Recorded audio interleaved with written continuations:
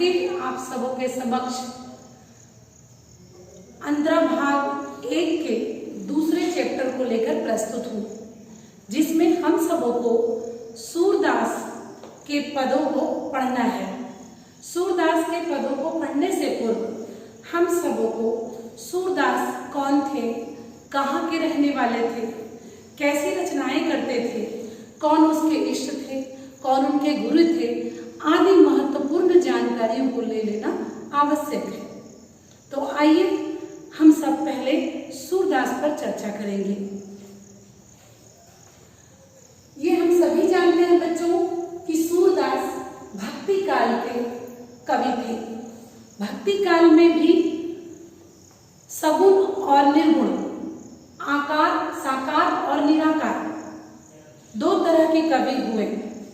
उसमें निर्गुण के हस्ताक्षर यदि कबीर माने जाते हैं तो सगुण के हस्ताक्षर सूरदास, तुलसीदास आदि माने जाते हैं।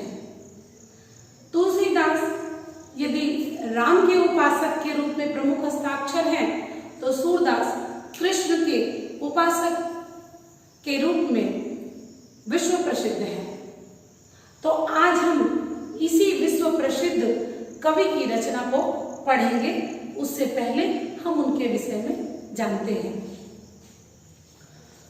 सूरदास महाप्रभु वल्लभाचार्य के शिष्य थे। बच्चों, हम लोग जानते हैं कि भारत की परंपरा में गुरु का स्थान बहुत महत्वपूर्ण होता है, क्योंकि गुरु हमें अंधकार से प्रकाश की ओर ले जाता है। गुरु हमें सही मार्गदर्शन करके हमारे जीवन को संवारता है। इसलिए जब भी हम किसी कवि, लेखक, विद्वान या महापुरुष की बात करते हैं तो उनकी गुरु की चर्चा अवश्य करते हैं। तो इसी तरह से सूरदास के गुरु थे महाप्रभु वल्लभाचार्य। वल्लभाचार्य पहली बार सूरदास से गौ घाट पर मिले। इसकी घटना इतिहास में इस प्रकार आती है बच्चों कि सूरदास माना जाता है कि वो जन्मांध थे, जन्म से अंधे थे। तो सूरदास के पास के गली में साक्षात सरस्वती विद्वान थी। वो इतना मधुर गायन करते थे, कृष्ण का इतना मधुर गायन करते थे कि कोई भी व्यक्ति सुनने के बाद मुग्ध हुए बिना नहीं रह सकता था। और वल्लभाचार्य भी भगवान श्री कृष्ण के ही उपासक थे और उस समय उनकी बहुत ख्याति थी। जब महाप्रभु वल्लभाचार्य गौ घाट पर आए और उन्होंने सूरदास के मधुर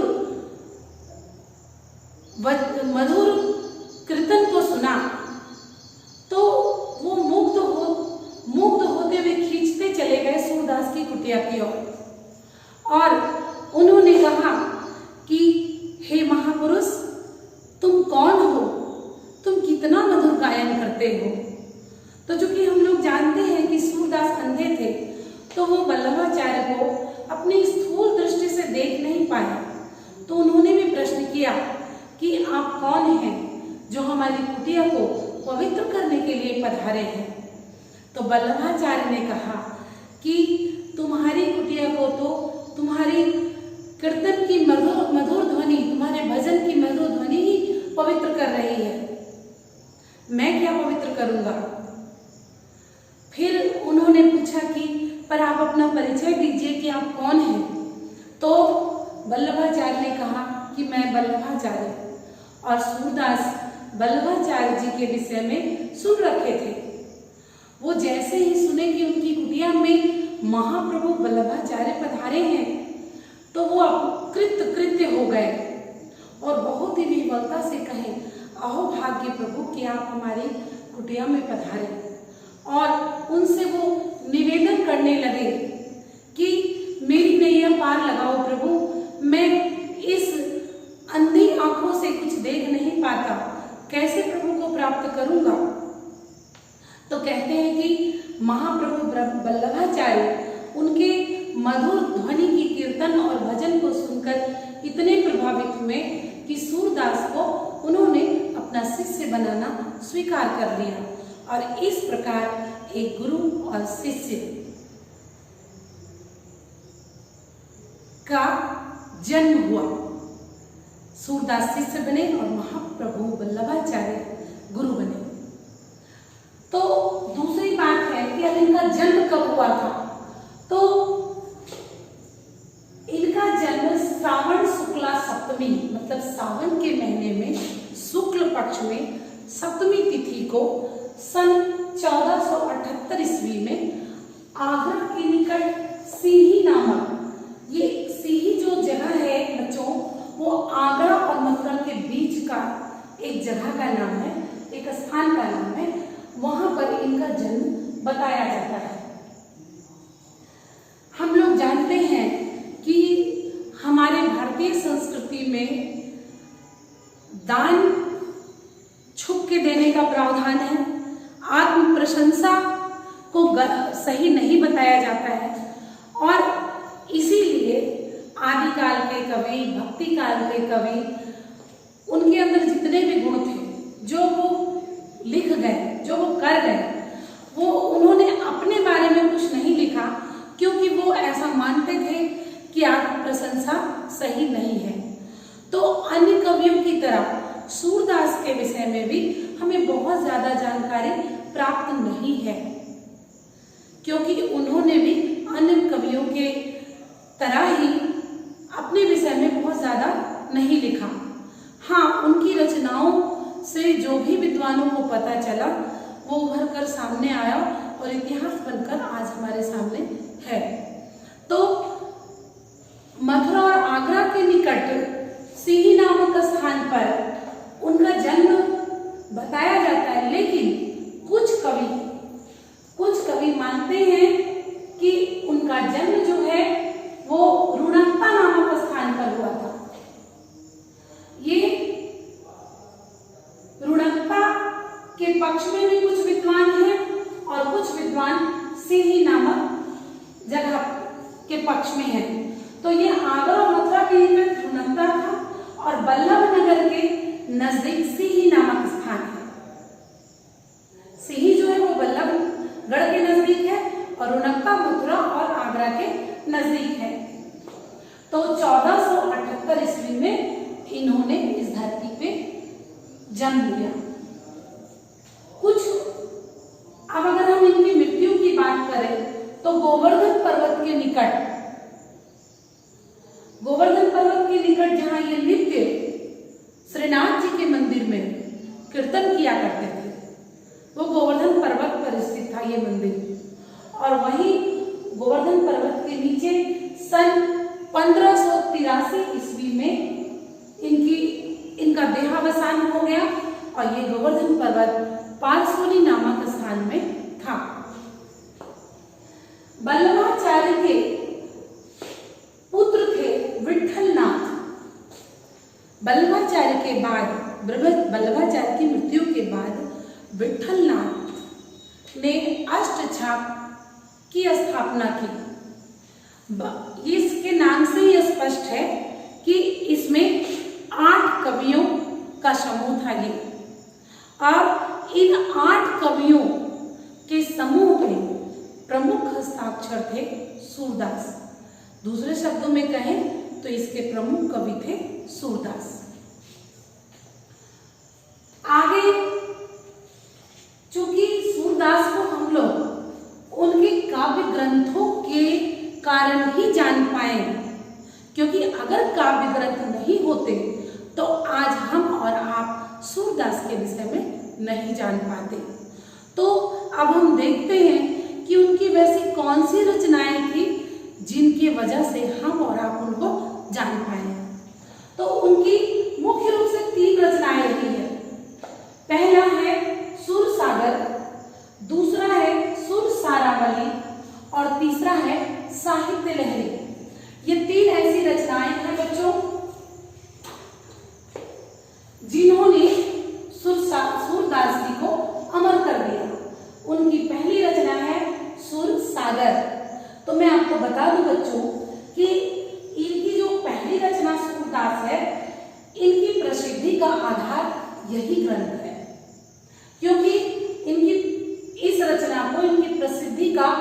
अक्षय भंडार माना जाता है। तो ये जो सुर सागर है, इसकी रचना श्रीमद् भागवत के आधार पर रची गई है और बताया जाता है कि इस ग्रंथ में 1.25 लाख पद हैं।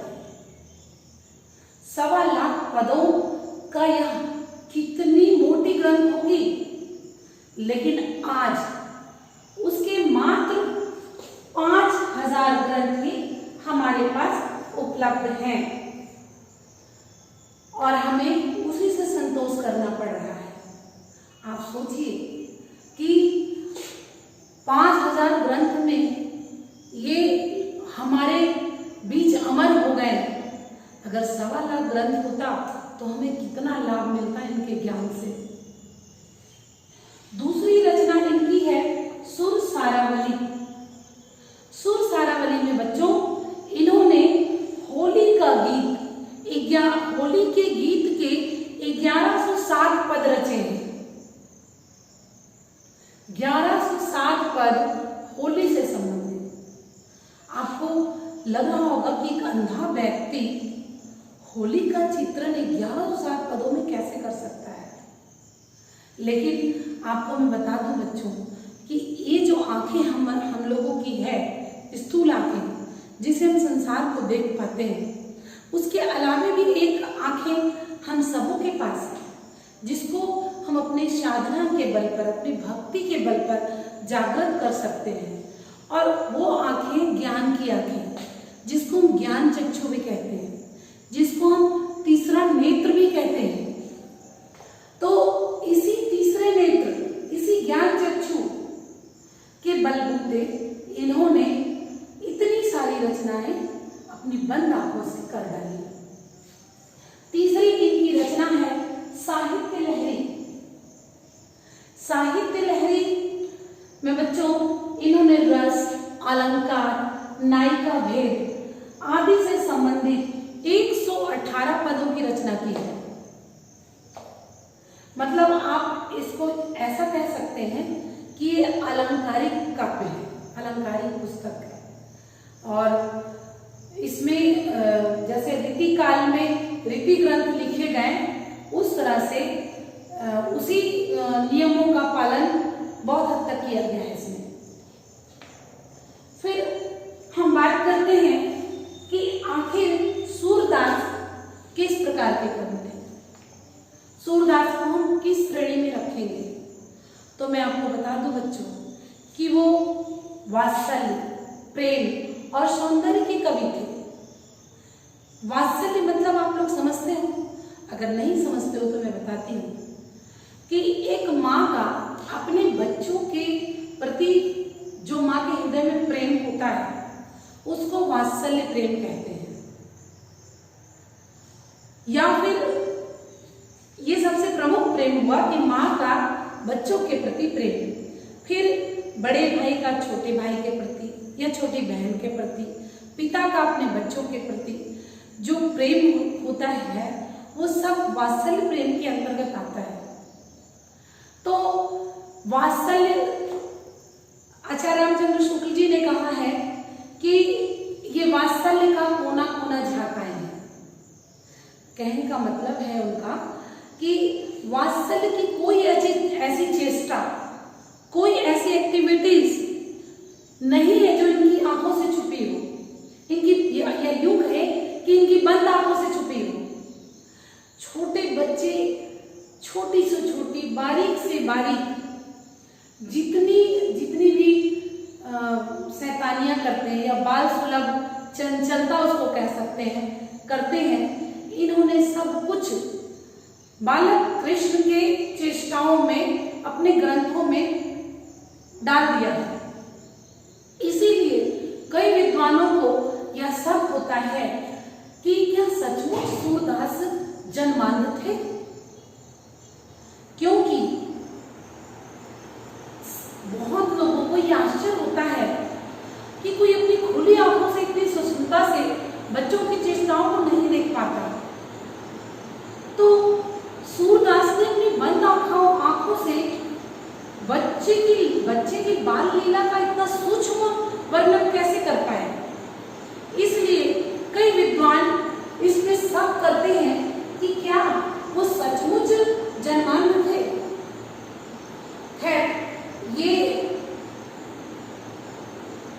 इस पहलू में मतभेद है, लेकिन अधिकांश लोग मानते हैं कि वो जन्मांध थे।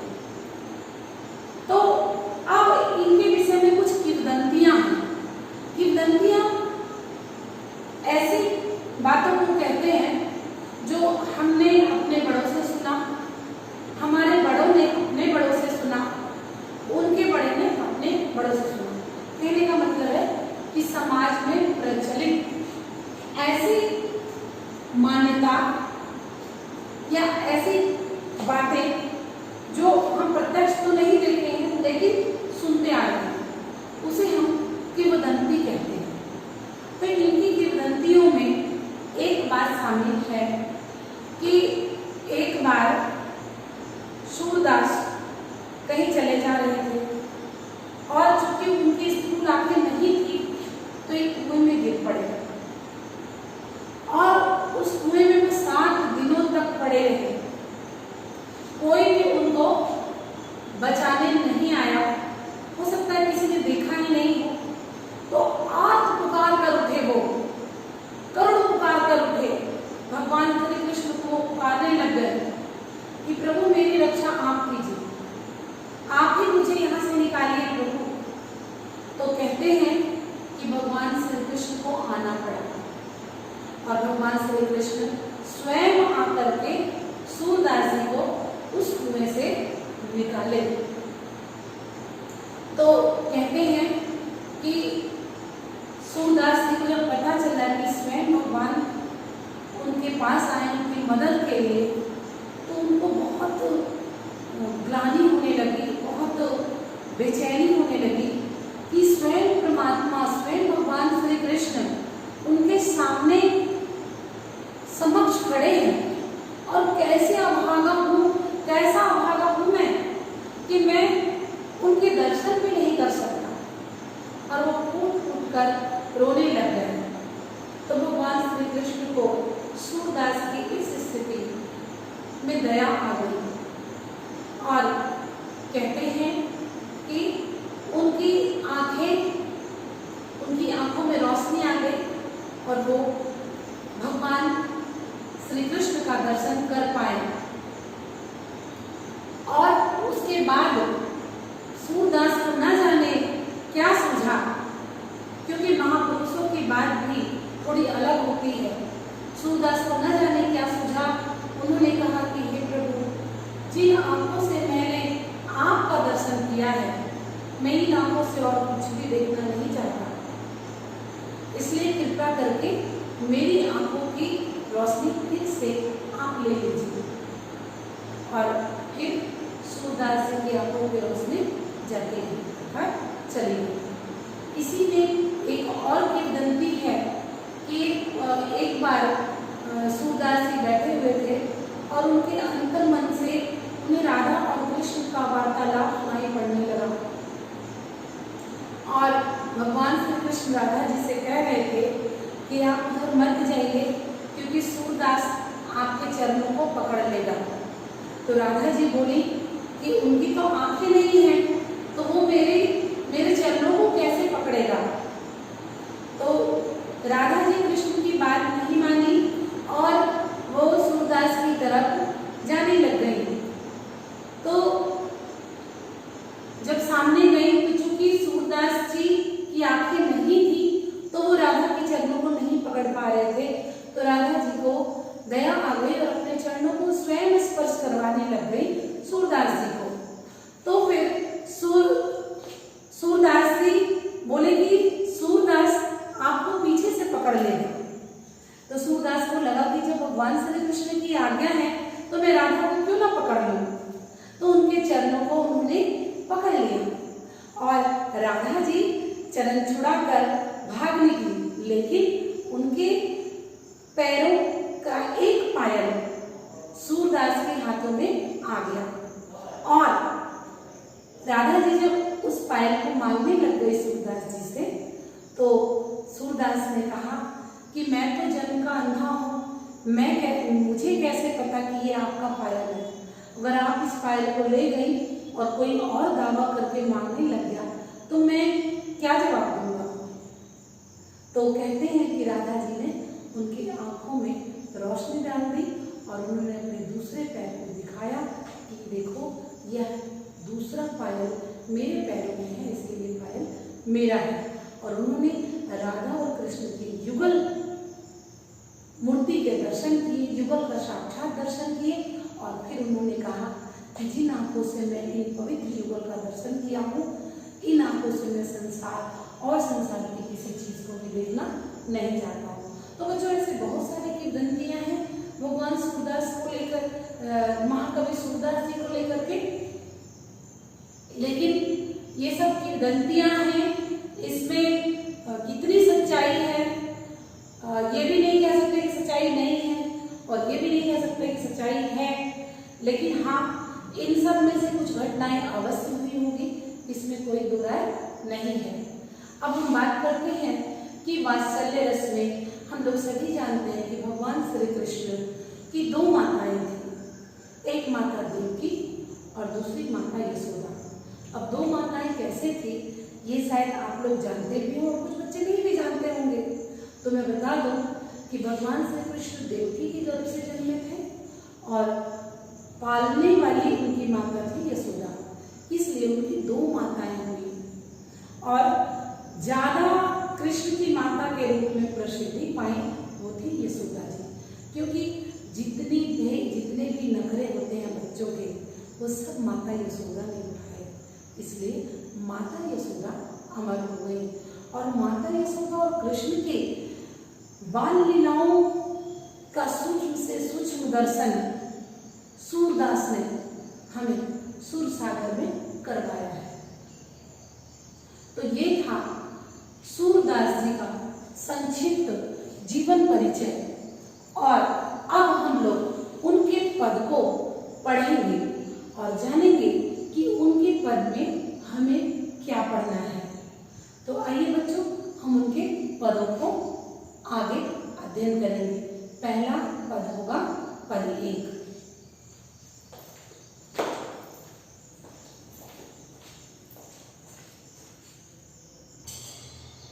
हाँ तो बच्चों अब हम लोग सूरदास का पहला पद, प्रथम पद पढ़ेंगे कि उसमें किस तरह से बाल किरणाओं का उन्होंने बहुत ही सूक्ष्मता से वर्णन किया है।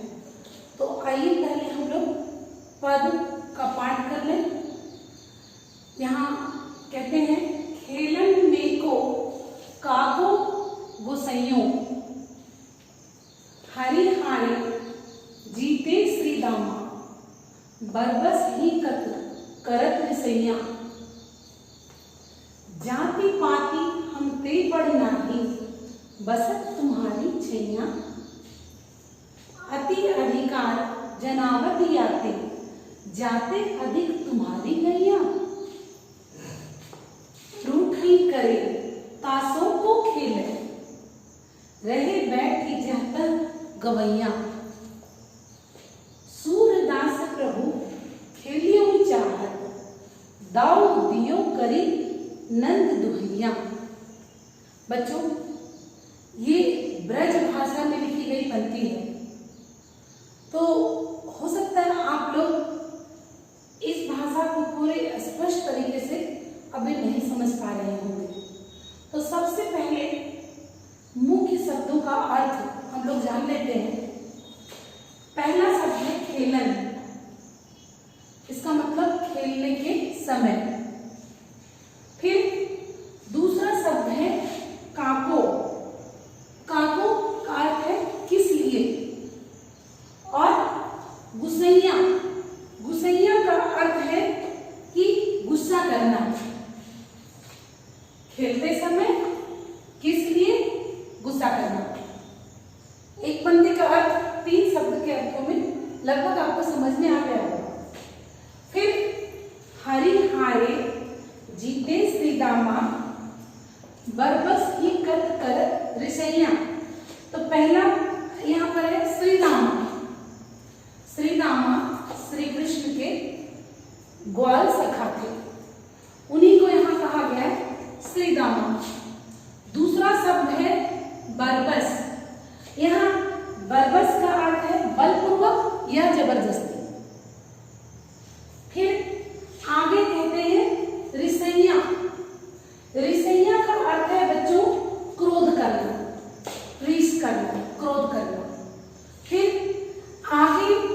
कि शब्द है अति।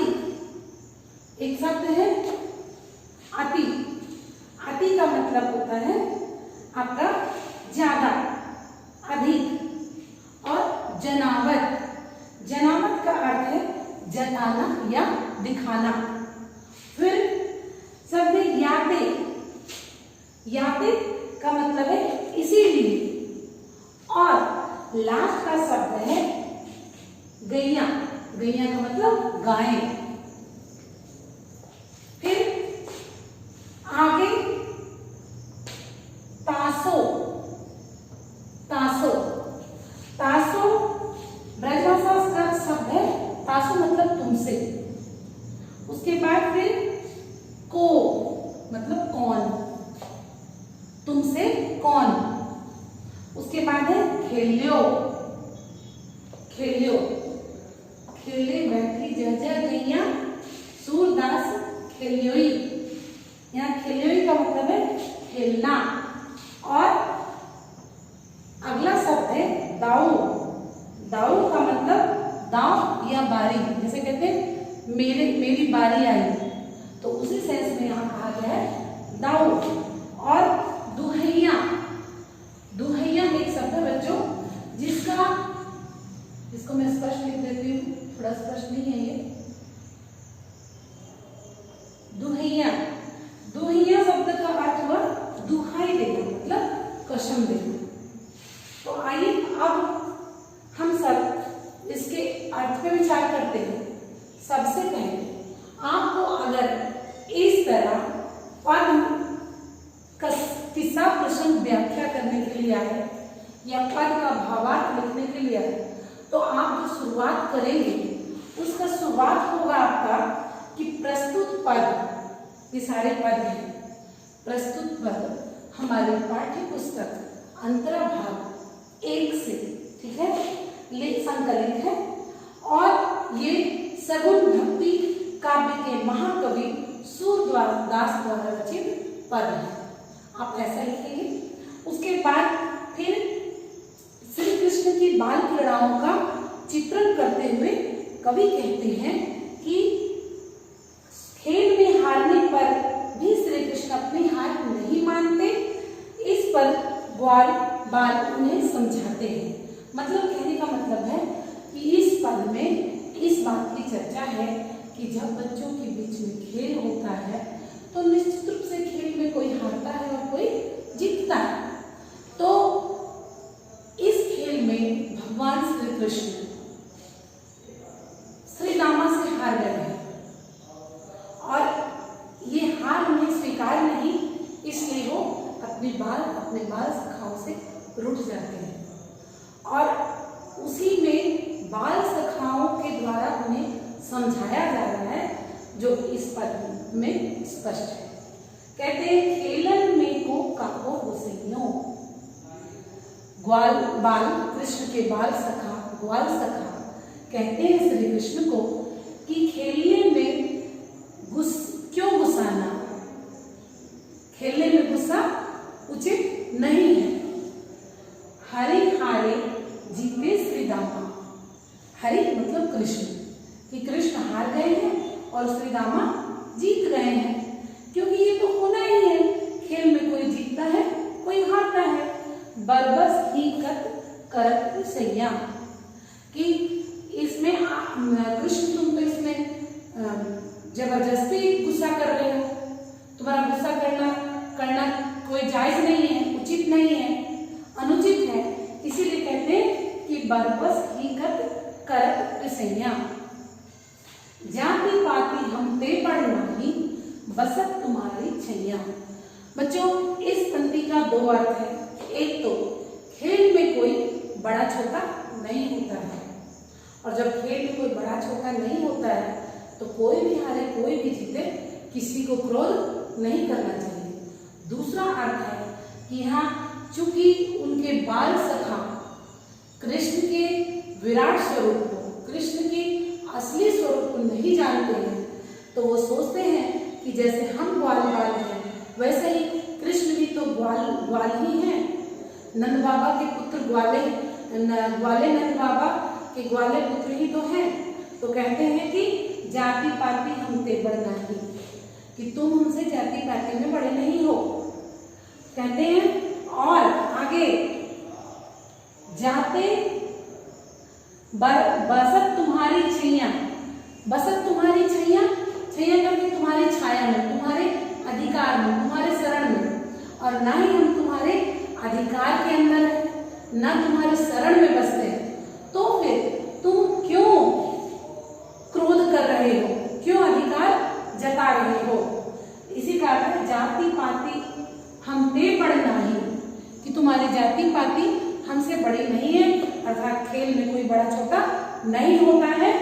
बसत तुम्हारी छैया, और नहीं हम तुम्हारी छाया में बसते हैं, नहीं हम तुम्हारे शरण में हैं, तो तुम गुस्सा क्यों कर रहे हो, अधिकार क्यों जमा रहे हो।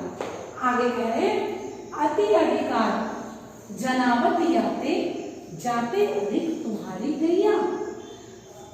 इनके बाल सखा प्रश्न करते हैं कि तुम अत्यधिक अधिकार क्यों जताते हो, क्योंकि जाते अधिक तुम्हारी गैया, क्योंकि तुम्हारे पास गाय अधिक है। अगर तुम ऐसा समझकर अधिक अधिकार जता रहे हो तो ये सही नहीं है। यही आप कह रहे हैं कि अति अधिकार जनावत याते, जाते अधिक तुम्हारी गैया, कि तुम्हारी गाय अधिक है इसलिए क्या तुम अधिक अधिकार जमा रहे हो। रूठई करे तासों को खेले, रहे बैठी जहता गवैया।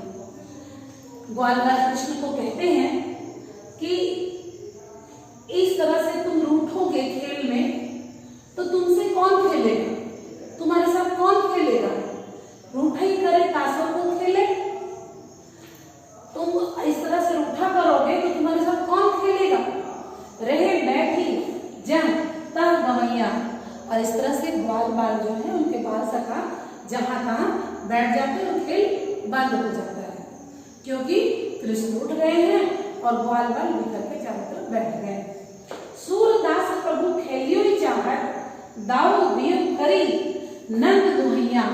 सूरदास कहते हैं कि बालक श्री कृष्ण को खेलने की इच्छा थी और खेलने की इच्छा थी, और ग्वाल बाल बिखर कर चारों बगल बैठ गए। अब भगवान श्री कृष्ण क्या करें, क्योंकि उनको तो खेलने की इच्छा है और वो पहले रुक चुके हैं और अब ग्वाल बाल खेलने के लिए राजी नहीं है। तो कृष्ण क्या करते हैं, कहते हैं दाऊ दियो करी नंद दुहैया। उन्होंने अपने बाबा नंद की कसम खाई, दुहैया मतलब कसम खाना। उन्होंने अपने बाबा नंद की कसम खाकर कहा कि अब मैं ऐसा नहीं करूंगा और आप सभी मेरे साथ खेलो, या तुम सभी हमारे साथ खेलो। बच्चों, इस 6 पंक्तियों में महाकवि सूरदास ने बालक के बाल मनोविज्ञान को उचित इतनी सारी क्रीड़ाओं को समेटा है जो शायद एक सामान्य व्यक्ति की दृष्टि में वो ना आ पाए। तो इस 6 पंक्तियों के पद में बाल सुलभ क्रीड़ाओं को हमने जाना। अब हम जानते हैं कि इसमें किस किस अलंकार का प्रयोग हुआ है। तो काको को काको में अनुप्रास अलंकार है, क्योंकि यहाँ पर वर्णों की पुनरावृत्ति है। हरि हारे यहाँ भी अनुप्रास अलंकार है। जीते श्री दामा बरबस ही कत करत रसैया, कत और करत में भी अनुप्रास अलंकार है। जाति पाति हम ते बड़ नाही, बसत तुम्हारे छैया। अति अधिकार यहाँ भी अनुप्रास अलंकार है। जनावत याते जाते अधिक तुम्हारे गैया। रूठई करे तासों को खेले, रहे बैठी जहता गवैया। सूरदास प्रभु खेलियो चाहत, दाऊ दियो करी नंद दुहैया। तो कई जगह इसमें अनुप्रास अलंकार का चित्रण है, बाल सुलभ क्रीड़ाओं का चित्रण है, ब्रज भाषा का प्रयोग किया गया है। तो अब इनके अगले पद पे हम लोग चर्चा करेंगे। मैं आशा करती हूँ कि आप सभी पहले पद के भावार्थ अच्छी तरह से समझ गए होंगे। तो आइए बच्चों, हम लोग इनके दूसरे पद पर चर्चा करेंगे।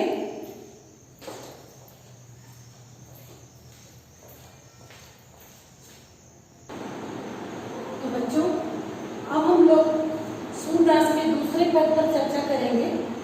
उससे पूर्व इस पद में वैसे शब्द जिनको समझने में आपको परेशानी हो सकती है, उस पर हम चर्चा कर लेंगे। यहाँ सूरदास कहते हैं कि गोपियां मुरली से ईर्ष्या कर रही हैं। तो पहले पदों को पढ़ते हैं। मुरली कहूँ गोपालहि भावती, भावती भावती मतलब पसंद आना। सुन ली सखी यद्यपि नंदलाल नाना भांति नचावती। इस पंक्ति में कोई ऐसा शब्द नहीं है जो समझने में दिक्कत हो। फिर है राखती एक पाई ठाड़ो करी। पाई मतलब पैर, ठाड़ो मतलब खड़ा करना। अति अधिकार जनावती, ये स्पष्ट है। फिर कोमल तन आज्ञा करवावती। कोमल मतलब सुकुमार, तन मतलब शरीर। कटी टेढ़ो हवे आवती। कटी कहते हैं बच्चों कमर को, टेढ़ो मतलब टेढ़ा कमर। कटी टेढ़ो, टेढ़ा कमर। हवे आवती, कमर टेढ़ा हो जाता है, तो आता है। अति अधीन सुजान, सुजान का अर्थ होता है चतुर। कनौड़ो मतलब खरीदा, ऐसे मतलब खरीदा हुआ दास। ऐसे व्यक्ति को कन्नड़ कहते हैं जिसको हम मोल लेके खरीद लिए। गिरधर नार नचावती, नार का अर्थ होता है गर्दन। आकुल पौड़ी अधर सज्जा पर कर पल्लव पलुटावती। यहाँ पर पौड़ी का अर्थ होता है लेटना। जैसे हम जब लेटते हैं, खड़े रहते हैं, बिस्तर पर लेटते हैं, उसको लेटना कहते हैं। पौड़ी, अधर, अधर कहते हैं होठ को। सज्जा, यहाँ सज्जा से सजाने का मतलब नहीं है, सज्जा से है सैया। सैया कर, कर पल्लव, पल्लव कहते हैं पत्तों को। पलुटावती, पलुटावती का अर्थ है दबाना। जैसे किसी को पैर दबाते हैं, हाथ दबाते हैं, वो दबाना। रुकुटी कुटिली नैन नासा को हम पर कोप करवावती। रुकुटी कहते हैं दो पांवों के बीच के स्थान को। कुटिल मतलब टेढ़ा। नैन मतलब आंखें। नासापुट मतलब नाक के छिद्र। हम पर कोप मतलब क्रोध। सूर प्रसन्न जानी एको छिन, छिन मतलब छन पल। धरते शीश डुलावती, डुलाना मतलब सिर को हिलाना। तो ये हो गया आपके कठिन शब्दों का अर्थ। अगर आप लोग इसको उतारना चाहेंगे तो मैं किनारे में शब्दों का अर्थ भी लिख दी हूँ। अब हम लोग इसके भावार्थ पे आते हैं। सबसे पहले अगर आपको इस पद का व्याख्या करने के लिए आए तो सबसे पहले आप लिखेंगे कि प्रस्तुत पद अंतर्भाग 1 पुस्तक से सगुन धारा के कवि सूरदास से ली गई है और इसमें गोपियों के द्वारा मुरली से सौतन डाह दिखाया गया। एक सौत को दूसरे सौत से जो डाह होता है वो डाह कर रही है गोपियां मुरली से। भाई आश्चर्य होता है कि मुरली से सौतन डाह कैसे हो सकता है। तो बच्चों मैं बता दूं कि प्रेम एक पागलपना भी होता है, किसी से भी ईर्ष्या हो सकती है। तो चूंकि मुरली कृष्ण की हमेशा कमर में होती थी, फिर हाथ में होती थी, फिर होठ में होती थी। ये 3 जगह में मुरली का रहना गोपियों के लिए असहनीय था। इसलिए गोपियां मुरली से ही डाह कर बैठे, मुरली से ही ईर्ष्या कर बैठे। तो एक गोपी दूसरे गोपी को कह रही है कि मुरली तो गोपाल ही भावती, कि ऐसा कि मुरली जो है वो गोपाल को अच्छी लगती है, पसंद है।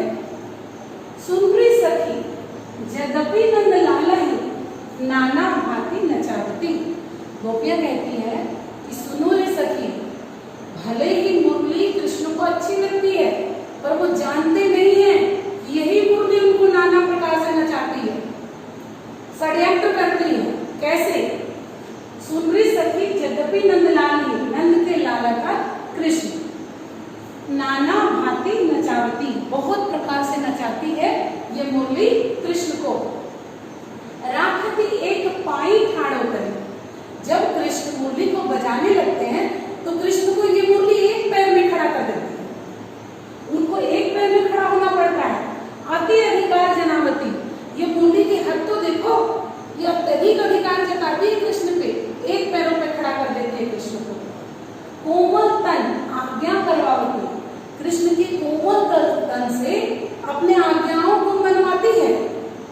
कटी टेढ़ो हवे आवती, और जब कृष्ण एक पैर पे खड़े होकर मुरली बजाते हैं तो उस कोमल तन वाले कृष्ण की कमर भी टेढ़ी हो जाती है। कटी टेढ़ो हवे आवती। आप देखेंगे बच्चों की त्रिभंगी मुद्रा में जब कृष्ण पैर को ऐसे करके मुरली बजाते हैं तो उनके कमर भी टेढ़े हो जाते हैं। तो यहाँ गोपियां कह रही है कटी टेढ़ो हवे आवती, कि उनकी कमर भी टेढ़ी हो जाती है। अति आधीन सुजान कनेरो, गिरधर नार नचावती, कि कृष्ण तो अत्यधिक अधीन हो गए इस मुरली के, मतलब आवश्यकता से अधिक। सुजान, ये जो मुरली है वो बहुत चतुर है, क्योंकि ये नारी की तरह डांस कर रही है। ये मुरली नहीं होके कोई महिला हो, कोई नारी हो, ऐसा वो डांस कर रही है गोपियां। यहाँ कहती है अति अधीन सुजान कनेरो, ये मुरली तो ऐसे अधिकार जमा रही है कृष्ण पे जैसे कृष्ण के खरीदे हुए दास हो। क्योंकि मैं बता चुकी हूँ कि कनेरो का अर्थ होता है खरीदा हुआ दास। गिरधर नार नचावती, नार कहते हैं गर्दन को, इस गिरधर को। आपको पता है कि कृष्ण का एक नाम गिरधर भी है, इसलिए है कि उन्होंने अपनी उंगली में गोवर्धन पर्वत को धारण किया था, उठा लिया था। उस समय से कृष्ण का एक नाम गिरधर भी पड़ा। तो इसीलिए गोपियां कह रही है गिरधर नार नचावती, कि गिरधर के इस गिरधर के गर्दन को भी ये नचाती है, कभी इधर गर्दन करवाती है, कभी उधर गर्दन करवाती है। अजीब सा डांस। अपन पौड़ी अधर सज्जा पर कर पल्लव पलकावती। अब इस पंक्ति में तो और आती है, यहाँ कहती है गोपियां कि मुरली स्वयं तो, पौड़ी का अर्थ हम आपको बताए थे लेटना, कि आपन पौड़ी अधर सज्जा पर, कि स्वयं तो कृष्ण के अधर रूपी सैया पर, मतलब अधर रूपी बिस्तर पे स्वयं तो आराम फरमाती है। कर पल्लव पलटावती, और उनके पत्ते रूपी कोमल हाथों से अपने आप को दबवाती है, आराम करवाती है। कल्पना की हद है कि आपन पौड़े अधर सज्जा पर कर पल्लव पलटावती, कि वो स्वयं तो कृष्ण के अधर रूपी सज्जा पर सोती है, आराम फरमाती है, और कृष्ण के पत्ते रूपी कोमल उंगलियों से स्वयं को दबवाती है। भ्रुकुटी कुटिल नैन नासापुर हम पर कोप करवावती। आप लोग देखे होंगे कभी किसी को मुरली बजाते हुए, जब हम मुरली कोई बजाता है तो भ्रुकुटियां तन जाती हैं और नैन टेढ़े हो जाते हैं, क्योंकि मुरली ऐसे टेढ़ी होती है तो नैन भी टेढ़े हो जाते हैं, और नासापुर खुल जाते हैं, क्योंकि फूंक मारने से नासापुर खुल जाते हैं। तो गोपियों को ऐसा लगता है और उनकी आंखें लाल हो जाती हैं। तो गोपियों को लगता है कि कृष्ण हम पर क्रोध कर रहे हैं, और उस क्रोध का कारण कौन है? तो ये मुरली है। तो हम पर क्रोध करवावती सूर प्रसन्न जानी एको छी धरते से सुडलावती।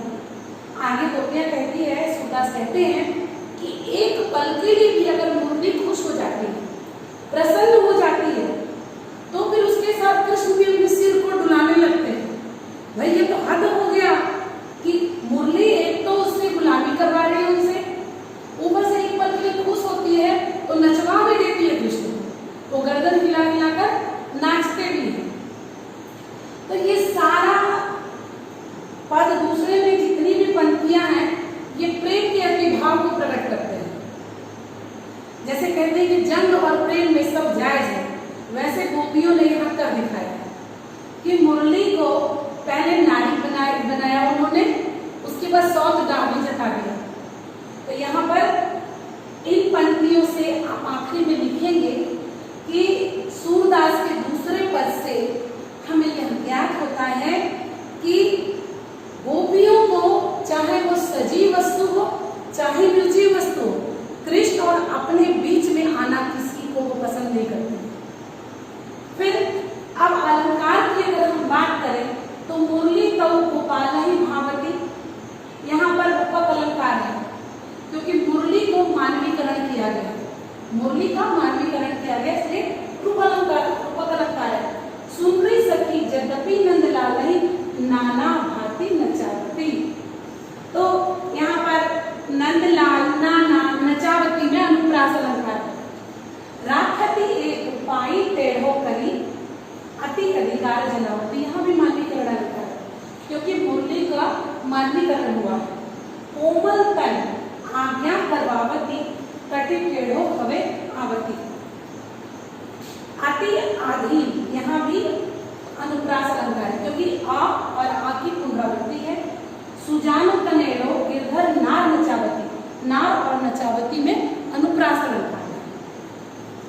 आपुन पौड़ी अधर सज्जा कर पल्लव पलुटावती, पल्लव और पलुटावती में अनुप्रास अलंकार है। भ्रूकुटी कुटिल नैन नासापुट, नैन और नासापुट में अनुप्रास अलंकार है। हम पर कोप करवावती, कोप और करवावती में भी अनुप्रास अलंकार है। सूर प्रसन्न जानी एको क्षण चिन्ह धरते शीश दुलावती, तो यहाँ बच्चों ज्यादा अनुप्रास अलंकार का प्रयोग हुआ है और इसमें एक नारी का दूसरे नारी के प्रति जो सौतन नाम होता है उसको मुरली को नारी बनाकर व्यक्त किया गया है। भाषा ब्रज है और रस श्रृंगार रस की, इसमें श्रृंगार रस को इसमें स्पष्ट रूप से देखा जा सकता है। ये हुआ आपका दूसरा पद का अर्थ। अगले कक्षा में हम लोग नेक्स्ट चैप्टर पे चर्चा करेंगे। मैं आशा करती हूँ कि आप लोगों को सूरदास के दोनों पदों का अर्थ स्पष्ट हुआ होगा। धन्यवाद।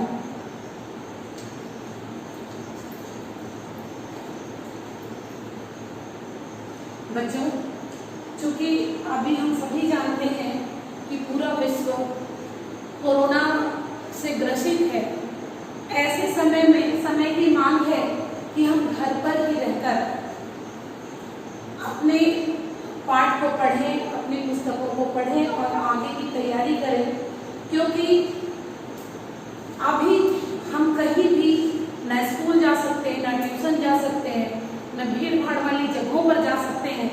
तो ऐसी परिस्थिति में हमारे पास यही विकल्प बचता है कि हम घर में रहकर तैयारी करें। और हो सकता है कि स्कूल खुलने के बाद आपको कुछ ही समय के बाद एग्जाम्स के डेट्स आ जाएं और उस तिथि में आप तभी एग्जाम दे पाएंगे जब आप गंभीरतापूर्वक इस समय घर में बैठकर अध्ययन कर सकते हैं। तो अब चूंकि हम लोगों ने इसके विषय में, दोनों पदों के विषय में चर्चा कर ली है, तो कुछ प्रश्न हैं जो कि देखा जा सकता है। पहला प्रश्न है बच्चों, खिलन में को काबू गुसैया पद में श्री कृष्ण और सुदामा के किस प्रसंग का वर्णन है? अगर ये प्रश्न आए तो आप उसका उत्तर देंगे कृष्ण और सुदामा के प्रसंग में बाल क्रीड़ाओं की हुई नोक-झोंक का प्रसंग है, क्योंकि हमने आपको बताया कि बाल वाले लोग कृष्ण के साथ खेल रहे हैं, उसी में नोक-झोंक हुआ है खेल को लेकर, हारने जीतने को लेकर। तो आप देखेंगे कि बाल क्रीड़ाओं में नोक-झोंक का वर्णन है। श्री कृष्ण हारने पर रूठ जाते हैं और क्रोध करते हैं। इस पर उसके बाल सखा उसे क्रोध ना करने के लिए समझाते हैं। श्री कृष्ण उसकी बात मानकर फिर से खेलते हैं। दूसरा प्रश्न है, हार जाने पर श्री कृष्ण के क्रोध का क्या कारण था? क्यों हारने पर कृष्ण को गुस्सा आता है? तो हार जाने पर श्री कृष्ण को का क्रोध का यह कारण था कि वह स्वयं को दूसरे से बड़ा समझते थे, क्योंकि उनके पास अधिक गायें थी। नेक्स्ट क्वेश्चन है बच्चों, मुरली तौ भोपाली भावती पद में एक सखी दूसरे सखी से क्या कहती है। तो अभी हम लोगों ने जाना कि एक सखी दूसरे सखी से कहती है कि मुरली ने कृष्ण को अपने अधीन कर रखा है, मतलब अपने कब्जे में कर रखा है। यद्यपि मुरली कृष्ण को खरीदे हुए दास की तरह नचाती है, तंग करती है, फिर भी मुरली बजाने में उन्हें अच्छा लगता है। इसी मुरली के वशीभूत होकर कृष्ण हमारी ओर, मतलब गोपियों की ओर ध्यान नहीं देते और हम पर क्रोध भी करते हैं। कृष्ण को सुजान कनोड़े क्यों कहा गया? सुजान का अर्थ होता है सज्जन और चतुर भी होता है, और कनोड़े का अर्थ होता है खरीदा हुआ दास। जिस प्रकार खरीदा हुआ दास अत्यंत विनम्रता से आज्ञा का पालन करता है, उसी प्रकार कृष्ण भी मुरली के इतने अधिक वश में है कि वे मुरली बजाते हुए गर्दन झुकाए, मुरली के छिद्रों को दबाते हुए, एक पैर पर खड़े रहते हुए इस प्रकार मुरली की आज्ञा का पालन करते हैं, मानो उनके वो कनौड़े हो, मतलब खरीदे हुए दास हो। 5वां क्वेश्चन है बच्चों, खेल में रूठने वाले साथी के साथ सभी क्यों नहीं खेलना चाहते? तो इसका उत्तर हम लिखेंगे कि खेल में हार जीत संभव है, कोई हारेगा और कोई जीतेगा, लेकिन जब कोई खेल में हारने पर रूठ जाता है तो उसके जो साथी हैं वो खेलना नहीं चाहते उसके साथ, क्योंकि वह खेल के नियमों को तोड़ रहा होता है। क्योंकि खेल में कहीं रूठना शामिल नहीं रहता। खेल में हारने पर क्रोध करना, खींचना, रूठना, ये सब अनुचित माना जाता है। खेल में हारने पर बारी ना देना अच्छा नहीं माना जाता। खेल में हारने पर सभी को अपनी बारी देनी पड़ती है। अतः खेल को भावना से खेलना चाहिए, हार जीत की भावना से नहीं। तो बच्चों, इसके अलावा कुछ प्रश्न और हैं जो आप अपनी पाठ्य पुस्तक से देखकर स्वयं करेंगे। घर में रहें, सुरक्षित रहें और स्वयं भी बचें, औरों को भी बचाएं और देश को भी बचाएं। धन्यवाद।